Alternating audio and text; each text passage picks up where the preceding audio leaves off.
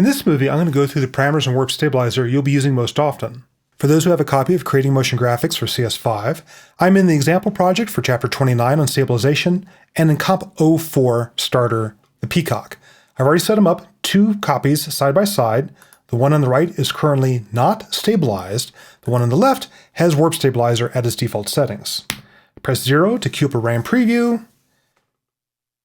And now the playback shows me that already, just at the default settings, it has smoothed down this handheld camera movement compared to the original shot on the right. There is some jitter in the peacock's feathers in the background. That was in the original shot from the wind and just the peacock jittering his feathers around. But you can see how much less nervous the shot on the left is than the one on the right using the default settings. But let's play around with this some more. I want to compare Warp Stabilizer's default settings to our modifications we're going to try. So I'm going to copy these settings, go to the clip on the right, and paste.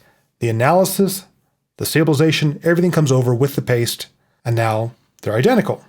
I'll reselect the clip on the left since that's the one we're going to experiment with. We'll start underneath stabilization. In the prior movie, we already talked about the result pop-up. You can choose no motion or smooth motion. I personally prefer smooth motion, and then I'll play with the smoothness parameter to decide how much I want to smooth out the camera's movement. 50 is the default. I personally find that a little bit on the light side.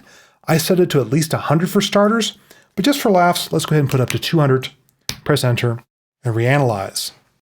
The more you smooth a clip, the larger you may need to auto-scale it to compensate for the camera's movement.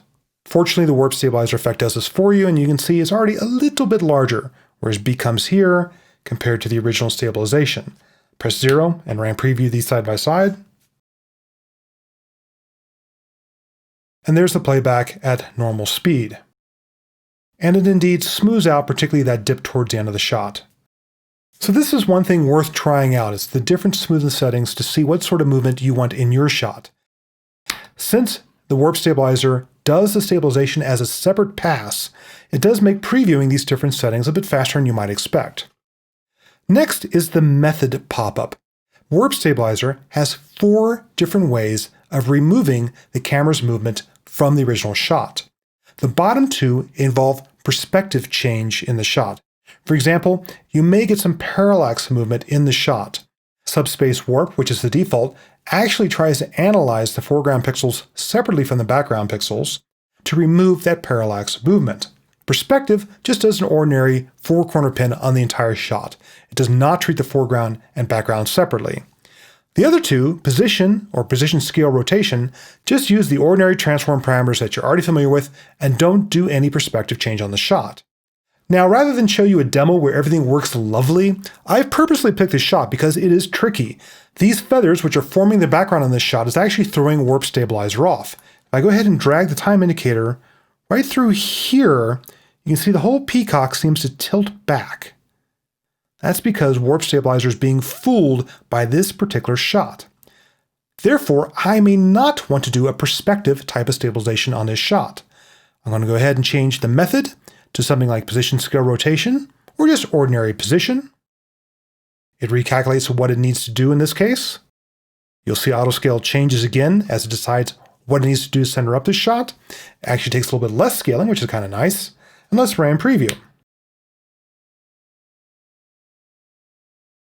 Now as we play back at full speed, you see that we don't have that awkward tilt back right here where the shot on the right with the default settings looks a little unnatural. Since I've chosen a method that does not involve perspective, his head stays straight onto the camera in the shot on the left. So if you have any unusual warping or tilting going on, try the different options underneath the method pop-up. Next is borders. What does it need to do to the stabilized clip to make it fill out the entire frame? Anyone who's done stabilization knows when you remove motion, you expose part of the background. To cover up the background, you either have to do some cropping and framing, or you need to blow the shot up. The warp stabilizer has a few different choices. For example, if you just stabilized only, you can see what's going on with how the edges of the side of the clip have to be moved to keep the peacock centered in the frame. If you choose stabilize and crop, what After Effects will do is figure out where it needs to crop the edges to present a stable frame, no movement to the edges with a stabilized shot playing inside that frame. You may remember in our book that we went ahead and stabilized in one comp and then masked it down in another comp. This is doing it for you all in one composition. Another option is stabilize, crop, then auto scale. This is the default. What it basically does is do the cropping you've seen here, then decide how much you need to scale it up to fill the frame and not have any edges. And this is what you've been seeing so far. Now, what may not be obvious is that you can scroll down auto scale and get access to additional parameters. You can go ahead and say, don't scale more than this. We don't want to blow up a shot too much and make it soft and aliased. You can say, look, the bezel on my TV is going to crop off the edges anyway. Don't worry about cleaning up the exact edges in this thing. This is fine. I can go ahead and have a little bit of black border in that and scale up a shot less as a result. Or if you decide you want to, you can go ahead and scale up a shot even more, and it will put these two scale operations together into one step so you don't soften the shot more than you need to. So you have a lot of flexibility when you scale and crop. So those are the basic parameters you'll be working with in Warp Stabilizer. In the next movie, we'll get into some of its advanced options, including its ability to synthesize new edges for your footage.